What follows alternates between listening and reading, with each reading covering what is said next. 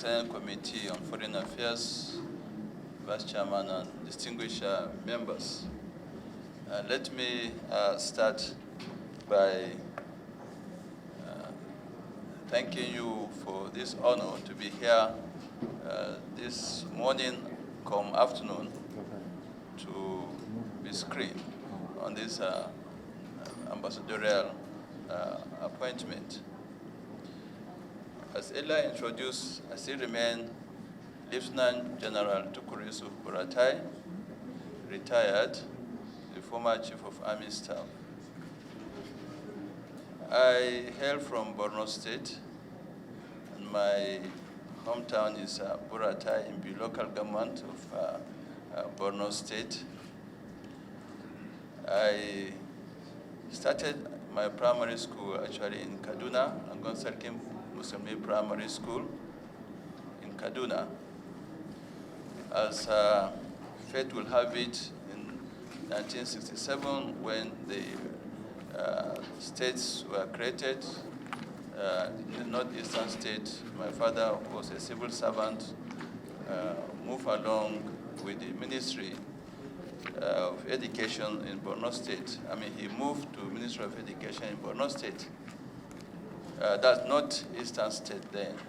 And I continued my education there from primary school up to the Teachers College, where I finally concluded in Potoskum Teachers College, now in Yobe State. I have attended the Defense Academy, but before then, Borno College of Basic Studies. It was transit. There was no I didn't conclude it because I got admission into the Defense Academy almost immediately. And that changed my own career, my own profile, my own perspective. And I'm glad that I've joined the Army. I've served in different capacities, from platoon commander to company commander to brigade commander, as well as the commander of the Multinational Joint Task Force with the Multinational Joint Task Force of the ECOWAS sub-region, that is the Lake Chad Basin Commission. And I, from there, made and appointed the Chief of Army Staff, which I served until penultimate 2 weeks ago. I want to say that my various appointments, including teaching, instructional, and commands, were quite eventful and quite enjoyable to me, let me say the word, because that's the profession I chose to serve in the Nigerian Army, to defend my country, and also to ensure that the military profession remains the profession of choice for young men and women who aspire to join the services and contribute to nation development. So by and large, I was also with the multinational, with the United Nations operations mission in Uganda, in Angola, Luanda, then from 1993 to 1994. And I also participated in several meetings, conferences on the operationalization of the African Standby Force from 2005 up to 2007. I attended under the auspices of the African Union and ECOWAS. I'm a member of the operationalization of the African Standby Force of the African Union. We worked very hard to see to its establishment. This is what has given rise to the various regional organizations, the SADC, the East African Brigade, ECOBRIG, as well as the ECOBRIG here in West Africa. These are some of the outcomes of the achievements we were able to get during this period. In a nutshell, I think this is what I will add to what had already been presented. Thank you, Mr. Chairman. And from your introductory questions, And the follow-up questions have been quite interesting and quite in order, and are very useful, of course, starting with that of Senator Ndume. The issue of military diplomacy, what are the gaps, how do we improve on the successes so far achieved, and what our successors will carry on with. I want to say that it's very interesting that I am one of those that worked out the concept of operation of the Multinational Joint Task Force. And it started as a decision, by the head of states and governments of the Lake Chad Basin Commission members. It was in office from early 2013 up to 2014. But I joined them later, early in 2015. And we started and continued with the diplomatic aspect from the Chief of Defense Staff level to the ministerial level and up to the head of states and governments level. Before May 2015, the efforts were still being worked out, despite negotiations or discussions for over a year plus, almost 2 years. But it was with the coming of the present administration of President Muhammadu Buhari that the tempo was raised and activities picked up. The federal government had initially pledged $100 million for the takeoff of the Multinational Joint Task Force. Up to the time Mr. President, President Muhammadu Buhari was elected and inaugurated, that funds was not released. So he was the one that first kick-started the diplomatic aspect in terms of real action by funding. And that was how the MNJTF started. And as the commander, we swung into action between July, August to September. No, that was between April, May, up to June, and then early July of 2015. And that was a good diplomatic move that brought about this. And right now, as I'm talking, the multinational Joint Task Force countries, we have the Cameroonians operating along our border lines up to Sambisa with Cameroon. Our troops are also collaborating with the Chadian as well as the Nigerian troops. We also have the commander, who is a Nigerian, and they've always been Nigerian commanders, Nigerians who command the MNJTF. Now, as far as diplomatic aspect within the sub-region, especially the Lake Chad Basin Commission, it has made tremendous success. But the frustration is that of an asymmetric warfare. It is a complex operation. It has permeated the societies, both in Nigeria, Cameroon, Niger, and Chad. It is something that started more than 30, 40 years ago. They have penetrated the communities. They have won the communities to their side. That's why you see small hamlets, 1 or 2 people, still you see them hibernating or keeping Boko Haram in those locations. So it's a complex. So it requires a whole of government approach to deal with this. Military activities or military action is just one aspect. And this is one mistake we have been making, that only the military that is seen to solve this thing. It's not. Military cannot solve this action. In the first place, it wasn't the military that started it. There were political, social, economic factors that need to be addressed from the beginning. I don't need to take it back from independence or from the First Republic and so on. Development should be progressive. There should be roads everywhere. There should be employment. There should be hospitals, schools. all over. But I tell you now, yesterday I was counting 5 local governments in Borno State cannot have do not have good access roads to those locations. I'm not indicting anybody. That's the truth.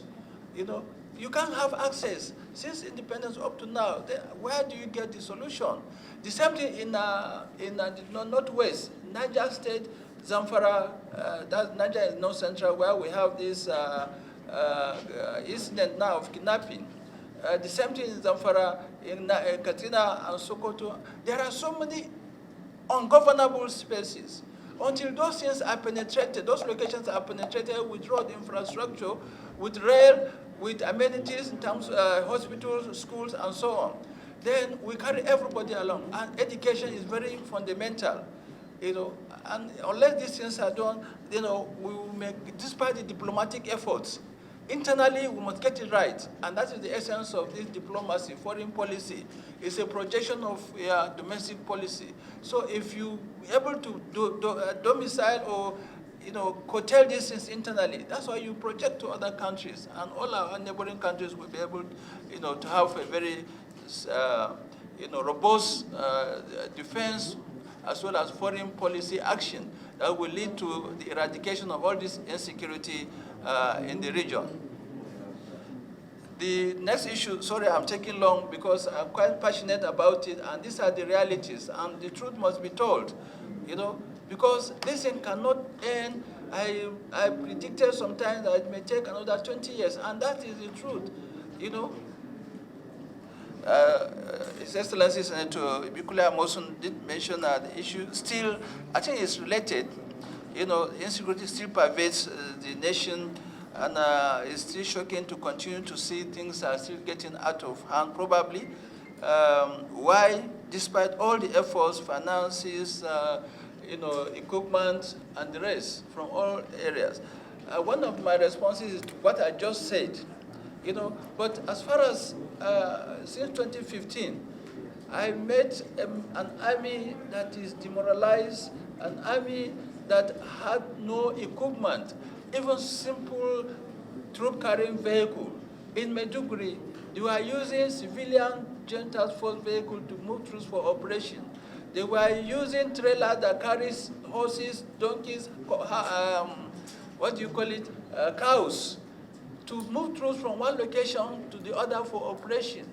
But today, we have invented our own indigenous vehicles, the Ezgo MRAP, the Konkaro MRAPs, to change the narrative. And if you see, the trend has been that, you know, most of those areas that hitherto been occupied by the Boko Haram terrorists have been taken over by our troops. But how do you sustain it? You need more training, you need more manpower, you need more equipment because of the vastness of the terrain. You require a lot of resources. That is on the military side. But more is required on the political and the governance side as well. So unless these things are done comprehensively, deliberately, with serious intervention, we will still continue, you know, this insecurity can continue to lead us. If you look at this insurgency, as I said, you know, is new to us here. But even those that have been experiencing it, especially Afghanistan, Iraq, and some of these, especially Syria and so on, the Middle East generally, you know, and even in some Far East Asian countries, you still have this. But it depends upon the government efforts. Everybody, all stakeholders must be responsible to contain it to the barest minimum.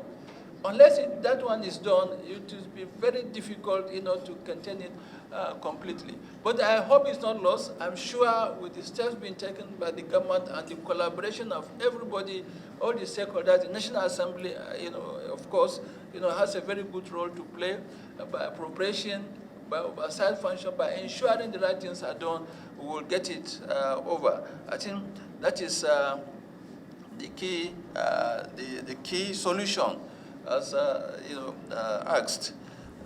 Senator James Manager, yes. I have been to the National Assembly several times since 2015. In fact, even as a colonel, I've been here. I have once represented the Chief of Army Staff as a colonel, you know, in the National Assembly. So as far back as 20 years I've been in this place. So I've interacted, and I appreciate the level of contributions, the level of probing, the level of oversight function of this distinguished Senate. They are men of integrity, men of knowledge and experience. We really have tapped from your knowledge and your experiences in our activities. And this really has prepared me to work as the Chief of Army Staff and related very well with the National Assembly. You know, my state, I have just mentioned it also, is related. You know, the epicenter, that is where the this indoctrination has penetrated so deep, as far back as 60s and early 70s, even as a schoolboy. They used to despise us, those of us that wear uniform and go to school. You know, I've mentioned it here. You know, they see you, schoolboy, that you no longer pray, you no longer respect your teachers. You know, so all these things are the Boko Haram concept, you know, that have been penetrating, you know, 50 years since or more. So it's not something that you just overnight take, you know, get it right. But we have succeeded.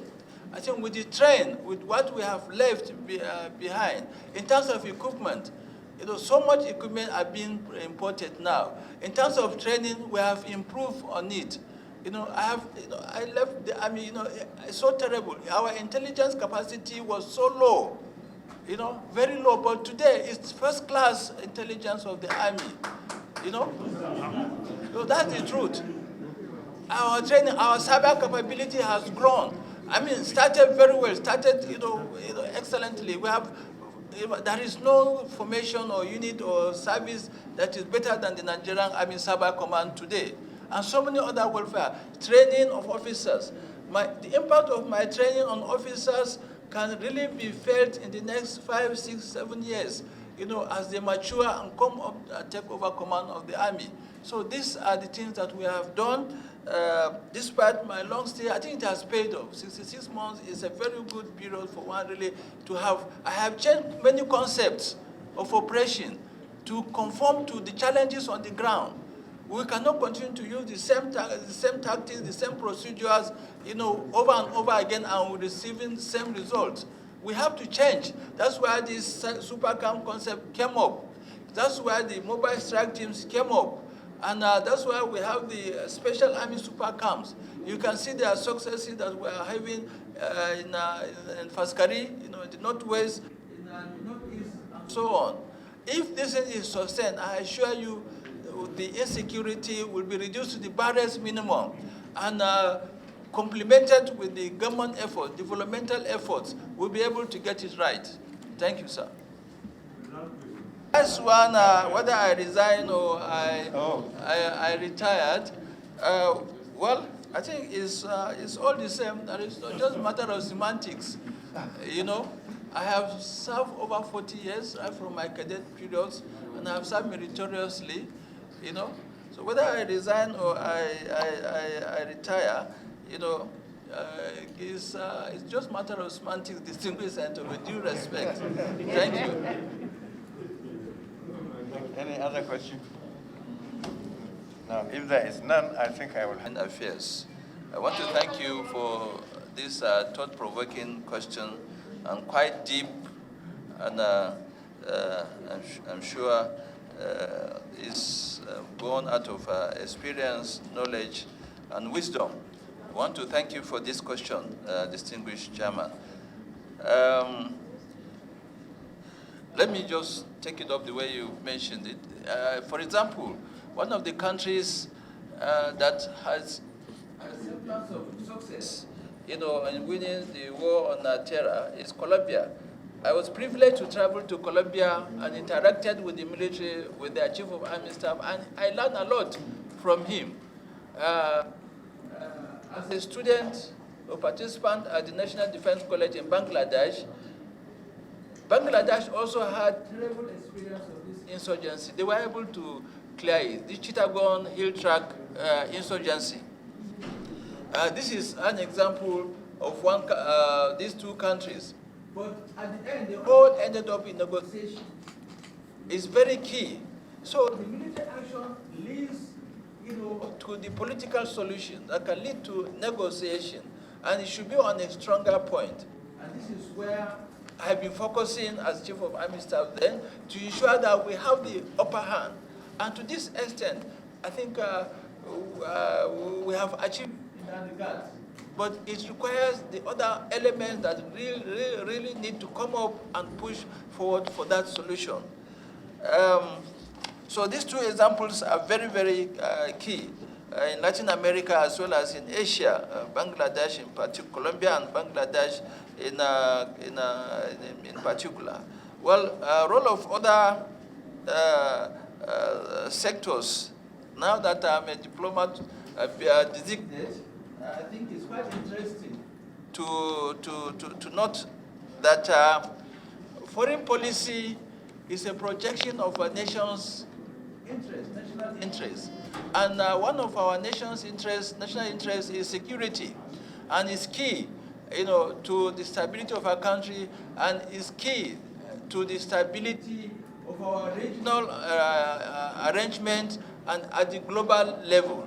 So I think my experience as a wartime commander, the counterinsurgency in Boko Haram, as a Chief of Army Staff and an experienced commander in the Multinational Joint Task Force, I think I will bring to bear my wealth of experience, in ensuring that what has been identified as the internal factors that has led to this intractable insecurity are properly articulated, properly harnessed, and projected, to those countries or the country that I will be privileged to represent, Mr. President, and our country in those countries to ensure that the security does not degenerate, and also the security situation improves, and we continue to make sure that the available resources are harnessed in terms of manpower, in terms of the economy, in terms of the wherewithal, and also the policy direction to ensure that it is pursued to its logical conclusion. So I think I will be trading on familiar terrain with my sojourn with the United Nations in Angola, with my short sojourn in the Multinational Joint Task Force, and of course my role in the African Union African Standby Force operationalization workshop and seminar that I have largely contributed. So I want to thank you most sincerely and assure you that we will have a better deal in terms of diplomatic soldiering, diplomatic with a very high sense of security within for Nigeria and our bilateral or multilateral cooperations globally. Thank you, sir. Wow.